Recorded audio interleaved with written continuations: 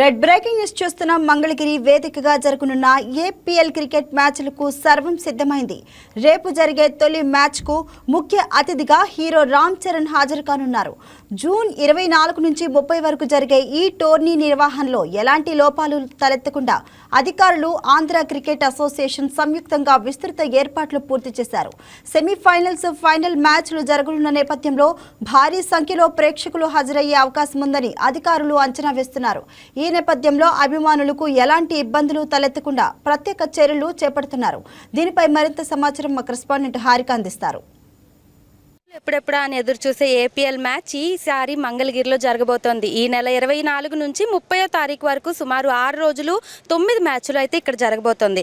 ఒకప్పుడు ఈ స్టేడియం మొత్తం నిర్జీవంగా ఉండేది. అయితే కూటమి ప్రభుత్వం వచ్చిన 2 ఏళ్లలోనే కొన్ని కోట్ల పెట్టుబడితో ఈ స్టేడియంకి ఒక రూపురేఖలు తీసుకొచ్చి ఇక్కడే రాష్ట్ర స్థాయిలో క్రికెట్ పోటీలు జరిగేలాగా అయితే ఏర్పాట్లు చేసింది. అయితే ఇప్పుడు చూస్తే ఈ స్టేడియం అయితే మళ్ళీ ప్రారంభం జరుగుతుంది. ఇక్కడ సుమారు 10,000 మందికి పైగా ప్రేక్షకులు చూసి క్రికెట్ వీక్షించేలాగైతే ఏర్పాట్లు జరగబోతున్నాయి.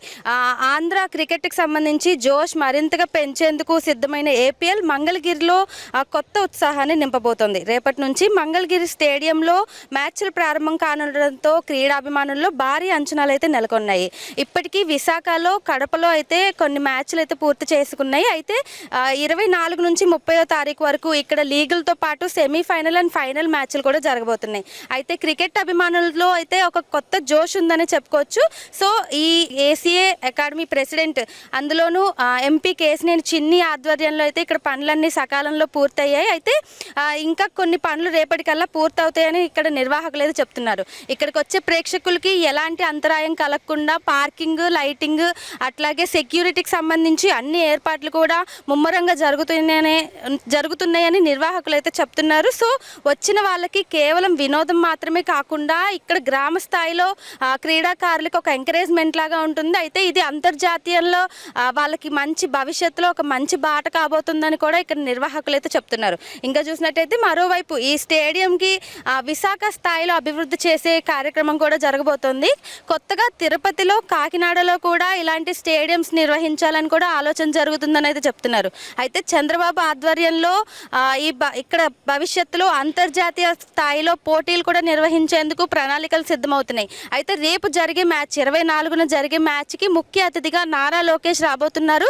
ఆయన ఆధ్వర్యంలో అయితే ఇక్కడ మ్యాచ్ స్టార్ట్ కాబోతోంది. సో మొత్తానికి రేపటి నుంచి ప్రారంభమయ్యే ఈ మంగళగిరి మ్యాచ్ క్రీడాకారులకి అలాగే ప్రేక్షకులకి ఒక కొత్త ఊపు అనుకోవచ్చు. అయితే అమరావతికి సంబంధించి ఇది స్పోర్ట్స్ హబ్గా మారబోతోందని ప్రజలందరూ ఆనందం వ్యక్తం చేస్తున్నారు. ఇక్కడ నిర్వాహకులు కూడా భవిష్యత్తులో ఇంకా బాగా డెవలప్మెంట్ జరగబోతుందని 10,000 మందికి పైగా ఇక్కడ చూసి ప్రేక్షకులకు చూసేందుకు ఇంకా ప్రణాళికలు సిద్ధమవుతున్నాయని చెప్పారు. అయితే ఇక్కడ ఆడేందుకు కూడా ఇక్కడ భారీ స్క్రీన్లు అనేవి ఏర్పాటు చేశారు. సో ప్రజలు ఎలాంటి అంతరాయం లేకుండా, ప్రేక్షకులు ఎలాంటి అంతరాయం లేకుండా ఇక్కడ స్క్రీన్ ద్వారా వీక్షించవచ్చు. అయితే సుమారు 7 జట్ల మధ్య పోటీ జరగబోతుంది. 9 మ్యాచ్లు, సెమీఫైనల్ అండ్ ఫైనల్ అయితే ఇక్కడ ఈ మంగళగిరి స్టేడియంలో జరగబోతుందని తెలుస్తుంది. వీడియో జర్నలిస్ట్ సురేష్తో హారిక, వైకే న్యూస్, మంగళగిరి నుంచి.